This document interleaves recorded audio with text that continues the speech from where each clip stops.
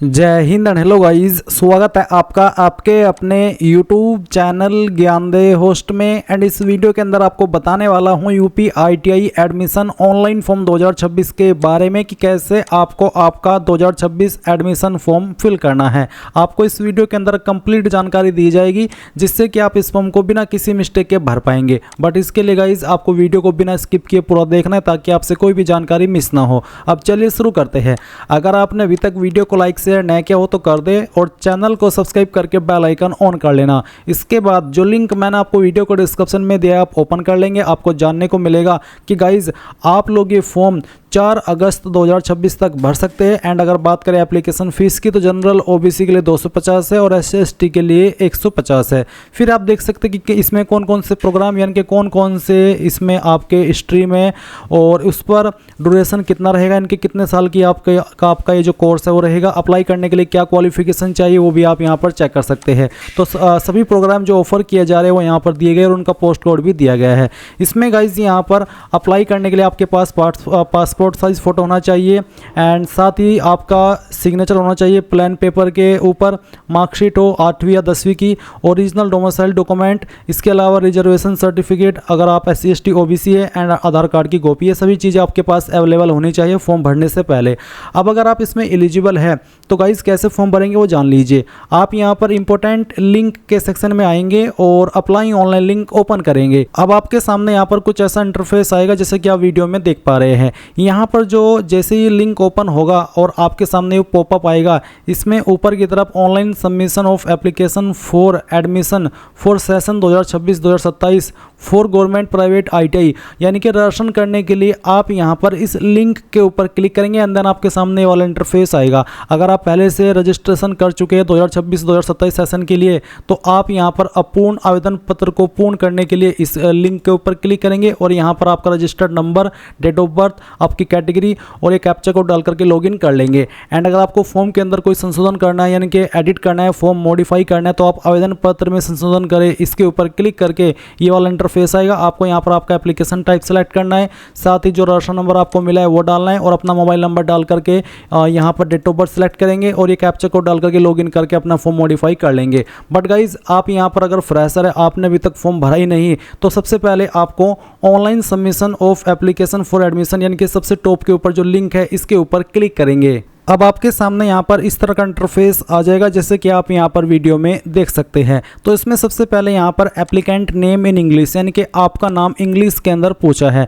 Please fill applicant name correctly as no changes will be allowed after registration यानी कि registration करने के बाद में कोई भी चेंजेस अलाउड नहीं होगा, इसलिए सही से आपको आपका नाम डालना है। तो जो भी आपका नाम 10th के सर्टिफिकेट के अंदर है वो पूरा नाम आप यहाँ पर आपका डाल देना अंग्रेजी के बड़े अक्षरों में। उसके बाद आवेदक का नाम हिंदी में आपको लिखना है। तो आप यहाँ पर जो भी आपका नाम है हिंदी के अंदर लिखेंगे। पहले जो भी आपका नाम है इसमें इस तरह से मैं आपको टाइप करके दिखा देता हूँ, नाम डालना और फिर जो आपका पूरा नाम है बेसिकली वो पूरा नाम आप यहाँ पर इस तरह से डाल देंगे। सेम तरीके से आपको यहाँ पर आपका जो भी फादर नेम है वो डाल देना है। फादर नेम भी आपको 10th के सर्टिफिकेट के अकॉर्डिंग फिल करना है। उसके बाद में जो पिता का नाम है वो आपको हिंदी में लिखना है। फिर यहाँ पर जो आपकी माताजी है उनका नाम भी आपको इंग्लिश में लिखना है और फिर उनका नाम हिंदी में लिखना है। फिर यहाँ पर जो भी आपकी डेट ऑफ बर्थ है वो आपको सेलेक्ट कर लेनी है, पहले डे फिर मंथ और उसके बाद में ईयर। इसके बाद आप यहाँ पर देखेंगे कैटेगरी का ऑप्शन, तो आपको सेलेक्ट कर लेना है कि आप जनरल हो या फिर OBC या फिर SC या फिर ST। तो जो भी आपकी कास्ट कैटेगरी है वो आपको यहाँ पर सेलेक्ट कर लेनी है। अगर आप ये फॉर्म अन्य स्टेट से भर रहे हैं तो आपको जनरल सेलेक्ट करना हो क्योंकि अन्य स्टेट के कैंडिडेट को यहाँ पर जनरल में काउंट किया जाएगा। एंड अगर आप यूपी से है तो फिर आपकी जो भी कास्ट कैटेगरी है वो आप यहाँ पर सेलेक्ट कर सकते हैं। इसके बाद आप आपका मोबाइल नंबर डालेंगे जो कि आपको रजिस्टर करना है। फिर अपना आधार नंबर डालेंगे, आधार नंबर देना भी जरूरी है और मोबाइल नंबर ऐसा डालना जो कि एक्टिव हो। इसके बाद आप यहाँ पर टिक करेंगे एंड देन सेंड OTP इसके ऊपर क्लिक करेंगे। इसके बाद गाइज आपने जो नंबर यहाँ पर डाला है उसके ऊपर एक OTP सेंड किया जाएगा, वो OTP आपको यहाँ पर डालना है। एंड गाइज अगर आपके सामने एरर आ रहा है कि हैविंग सम प्रॉब्लम, तो गाइज ये वेबसाइट का इशू है। कभी कभी वेबसाइट का सर्वर डाउन हो जाता है जिसके चलते आप इस तरह की प्रॉब्लम फेस करते हैं। तो आपको थोड़ा सा वेट कर लेना है और कुछ टाइम के बाद दोबारा ट्राई करना है रजिस्ट्रेशन करने की। एंड अगर कोई इशू नहीं आता तो आप देखेंगे कि आपके नंबर के ऊपर एक OTP आएगा, वो OTP यहाँ पर डाल करके वेरीफाई एंड प्रोसीड इसके ऊपर क्लिक कर देना। इसके बाद आप यहाँ पर इसके ऊपर टिक करेंगे एंड देन यहाँ पर है कि मेरे द्वारा अंकित की गई सूचना 8वीं 10वीं के अंक पत्र के अनुसार है तथा मेरे द्वारा आधार में संशोधन अंक पत्र के अनुसार 60 दिनों के अंदर करा लिया जाएगा। यानी कि जो मेरी डिटेल आधार के अंदर है वो अगर आपकी अलग है और जो आपकी डिटेल 10वीं के सर्टिफिकेट में वो अलग है तो इसमें टिक करने का मतलब ये है कि मैं अगले 60 दिन के अंदर अपनी डिटेल अपने 10वीं या 8वीं सर्टिफिकेट के अकॉर्डिंग करा लूँगा। तो आप यहाँ पर यस कर दीजिए। इसके बाद आप यहाँ पर इस तरह का इंटरफेस देखेंगे। अब आपको इसमें बताना है कि केवल राजकीय ITI PPP हेतु आवेदन करें। आपको अगर राजकीय ITI के लिए अप्लाई करना है तो पहले वाला ऑप्शन टिक करेंगे। अगर आपको निजी यानी कि जो आपका प्राइवेट ITI है उसके लिए अप्लाई करना है तो आप सेकंड वाले के ऑप्शन पर टिक करेंगे। अगर आपको गवर्नमेंट और जो प्राइवेट है दोनों ITI के लिए अप्लाई करना है तो आप यहाँ पर तीसरा ऑप्शन सिलेक्ट करेंगे। पहला ऑप्शन है गवर्नमेंट का, सेकंड ऑप्शन है प्राइवेट का और तीसरा ऑप्शन है गवर्नमेंट एंड प्राइवेट दोनों पर अगर आपको अप्लाई करना है, दोनों को प्रेफरेंस देनी है तो आप तीसरा ऑप्शन सेलेक्ट कर लेंगे। चलिए मैं यहाँ पर दोनों को प्रेफरेंस देने वाला ऑप्शन सेलेक्ट करके सबमिट कर देता हूँ। इसके बाद आपके सामने इस तरह का इंटरफेस आएगा। अब यहाँ पर है एप्लीकेंट ABC ID। अगर आपकी ABC ID है तो वो आप यहाँ पर डालेंगे। ये डालना कंपलसरी है नहीं, बट अगर आपको बनानी है तो आपको ये जो लिंक दिया है यहाँ पर डिजिलॉकर वाला, ये लिंक आप ओपन कर लेना। उसके बाद यहाँ पर आपको डिजिलॉकर के जो वेबसाइट है उसके ऊपर साइन अप करना है। अगर आप पहले से रजिस्टर्ड है तो आप sign in to existing account इसके ऊपर क्लिक करेंगे, अपना रजिस्टर्ड नंबर, आपका पिन और साइन इन के ऊपर क्लिक करके इसमें साइन इन हो जाएंगे। एंड अगर आप इसमें रजिस्टर्ड नहीं है तो आपको यहाँ पर नंबर डालना है, जनरेट OTP करना है, आपके नंबर पर OTP जाएगा। फिर full name, date of birth, gender, एक यूजर नेम बनाएंगे अपनी मर्जी से, एक पिन बनाएंगे, उस पिन को दोबारा डालेंगे और यहाँ पर टिक करके वेरीफाई कर देंगे और फिर यहाँ से आपका जो परमिशन है वो अलाउ कर देंगे। इसके बाद यहाँ पर आपकी जो क्वालिफिकेशन, आपकी जो डिटेल है पर्सनल वाली, इसमें स्टेप फर्स्ट में स्पाउस नेम में अगर आपकी शादी हो चुकी है तो आपको पति या फिर पत्नी का नाम देना है।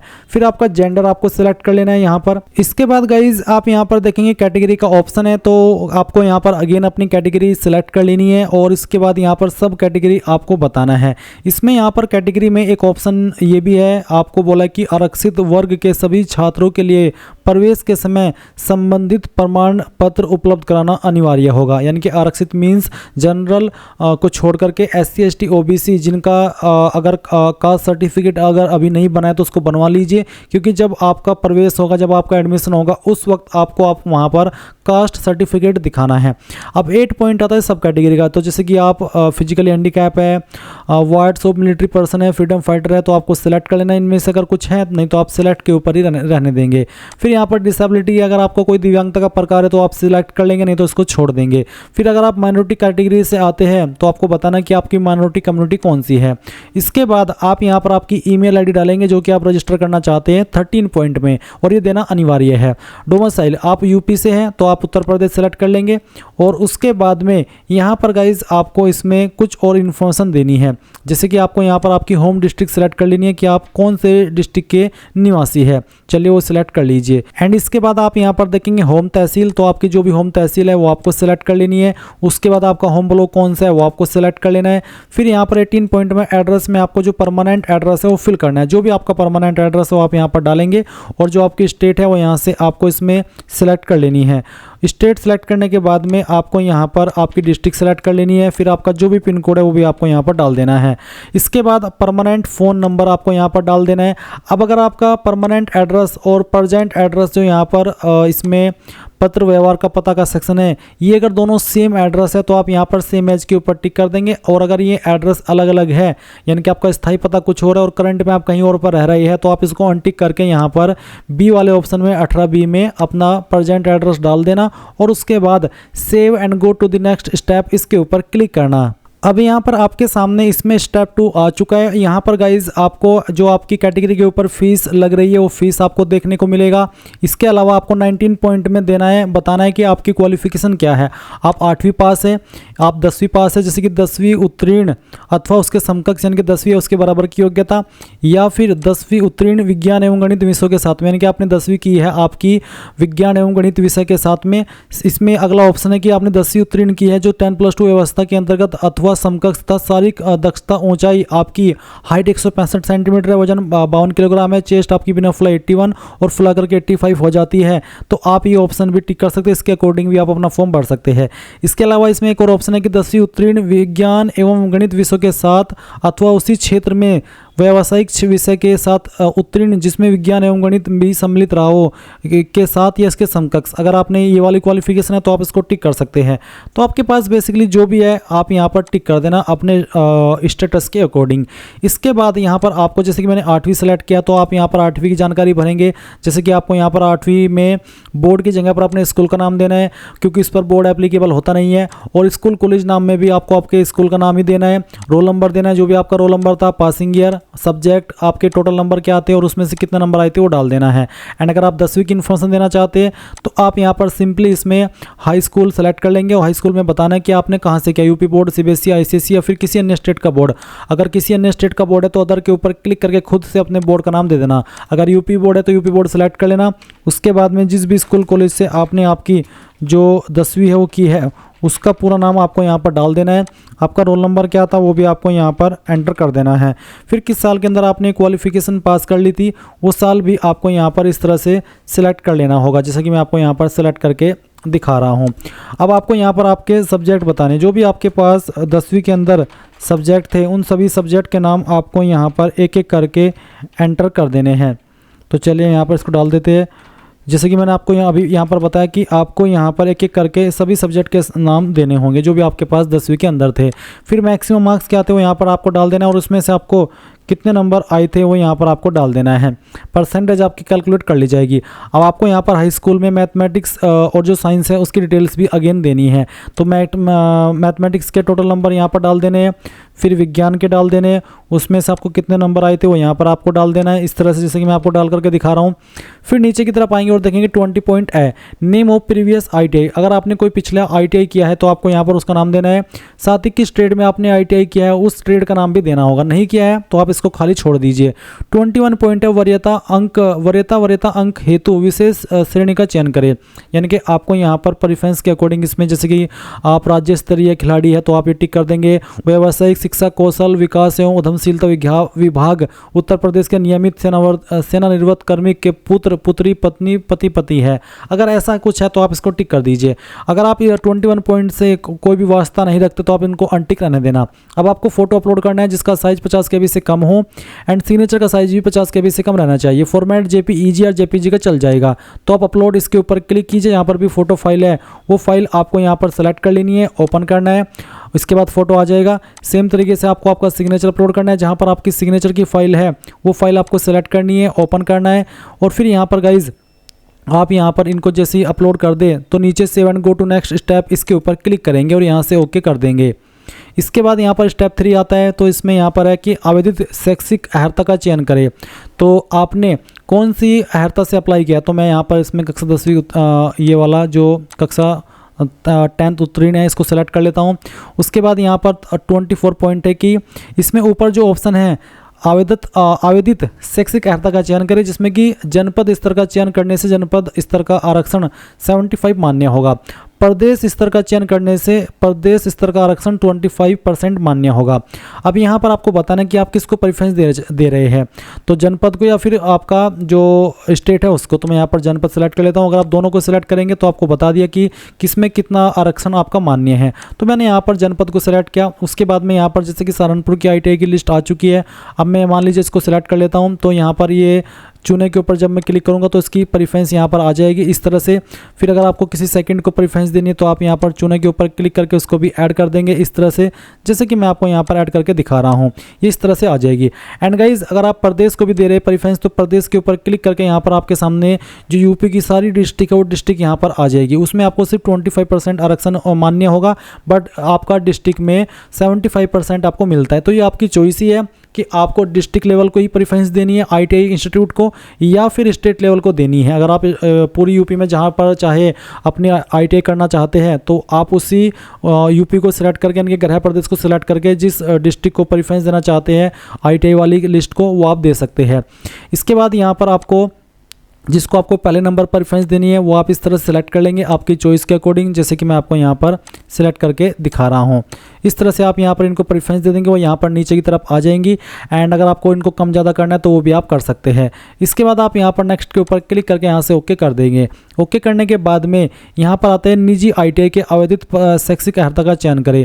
अभी जो मैंने जानकारी भरी वो मैंने इसमें गवर्नमेंट वाली की भरी है। अब आपको यहाँ पर इसमें निजी यानी कि प्राइवेट ITI की प्रेफरेंस देनी है। चलिए मैं यहाँ पर कक्षा 10 उत्तीर्ण इसको सेलेक्ट कर लेता हूँ। फिर यहाँ पर आपको शो ITI ऑफ 10th पास, तो अगर आप इसके ऊपर क्लिक करेंगे तो यहाँ पर आपको इसमें जो 10th पास ITI का विकल्प है वो यहाँ पर आ जाएगा। ये सारी निजी वाली है यानी कि प्राइवेट वाली है। चलिए मैं यहाँ पर इसको सिलेक्ट कर लेता हूँ। Rohila industrial training institute Saharanpur, ये टपरी के अंदर है और मैं टपरी से ही बिलोंग करता हूँ। अगर आपको सच बताऊँ तो मैंने इसको प्रेफरेंस यहाँ पर दे दी है। उसके बाद में एक और ITI यहाँ पर आती है आस्था इंडस्ट्रियल ट्रेनिंग इंस्टीट्यूट, ये भी टपरी के अंदर है और मैं टपरी से हूँ, अगेन बता देता हूँ। एंड यहाँ पर और भी काफ़ी सारी यूपी की प्राइवेट इंस्टीट्यूट है वो सभी यहाँ पर दी गई है। अब जैसे कि मैंने इन दो को सिलेक्ट किया, आप चाहे तो जितनी भी प्राइवेट इंस्टीट्यूट है यूपी की वो सभी यहाँ पर दी गई है, जिसको आप चाहे तो सिलेक्ट कर सकते हैं। और उसके बाद में जिस ट्रेड को आप प्रेफरेंस देना चाहते हैं वो आप यहाँ पर इस तरह से आपकी चॉइस के अकॉर्डिंग दे सकते हैं। ये सब देने के बाद में आप अगेन यहाँ पर नीचे की तरफ आएंगे और नेक्स्ट के ऊपर क्लिक करके ओके कर देंगे। अब आपके सामने आपके फॉर्म का प्रीव्यू आ चुका है। जो भी जानकारी शुरू से लेकर अभी तक भरी है इन सभी को चेक कीजिए, यहाँ पर टिक कीजिए, प्रोसीड टू पेमेंट के ऊपर क्लिक करके यहाँ से ओके कर दीजिए। अब किस पेमेंट गेटवे से आपको पेमेंट करना है वो सिलेक्ट करके प्रोसीड टू पेमेंट कीजिए। एंड इसके बाद में आपको पेमेंट के पेज पर ट्रांसफर किया जाएगा। आप आपकी fees credit card, debit card, net banking, Bharat QR यानी कि जिस माध्यम से जमा करनी है कर दीजिए। अगर आप QR कोड के माध्यम से करना चाहते हैं तो भारत QR सेलेक्ट करके मोबाइल नंबर डालना, ईमेल ID डालना और पे नाउ के ऊपर क्लिक कर देना। आपके सामने QR कोड आएगा, आप उसको स्कैन करके आपका पेमेंट कर देंगे और जैसे ही पेमेंट हो जाएगा तो आप अपने फॉर्म का फाइनल प्रिंट आउट ले पाएंगे। एंड इस तरह से आप लोग UP ITI admission online form 2026 का जो फॉर्म है वो भर पाएंगे। आई होप ये प्रोसेस आपको पसंद आया होगा। So thanks for watching. जय हिंद।